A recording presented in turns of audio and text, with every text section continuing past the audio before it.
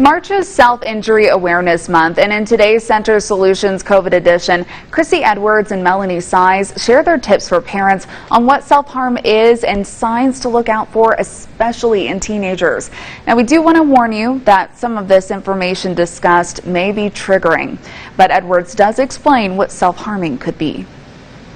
So choking, it can be cigarette burns. It can be like eraser burns, like on the end of your pencil or any kind of eraser that they will burn themselves. I mean, they'll rub it hard enough to burn it that will then scab over and make a scar.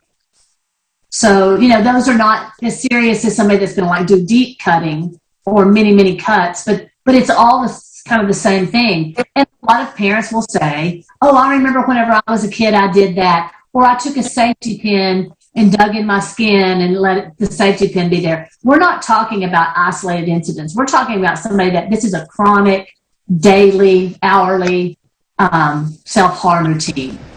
Edwards and Size say that if there is a concern, parents need to make sure that the kids don't have access to any materials that they could use to self-injure themselves. Our experts also warn parents to check clothes for holes or hiding spots. Teens can hide materials like razors in their clothing to have easy access to it throughout the day.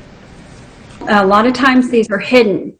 So parents can look for unexplained injuries around the arms and legs, other parts of the body, scabs, bruises, things that just keep seeming to come up quite a bit. I mean, that's really good to pay attention to anyway.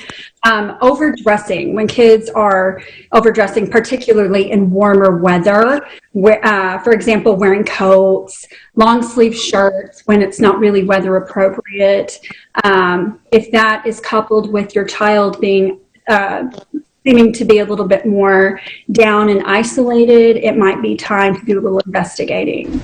And Edwards says that if this is happening to your child, it's important to contact a therapist because it is usually an underlying emotional issue. Now, Edwards also says that when parents do call the therapist, that they actually work with doctors involved. That also includes the child's primary care doctor to come up with a course of treatment. And there's also an app that you can try called Not Okay. You can have your kids download it and then list contacts that they feel they can trust.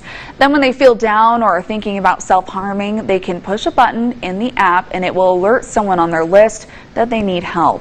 And if you need someone to talk to, you can always reach out to Centers for Children and Families.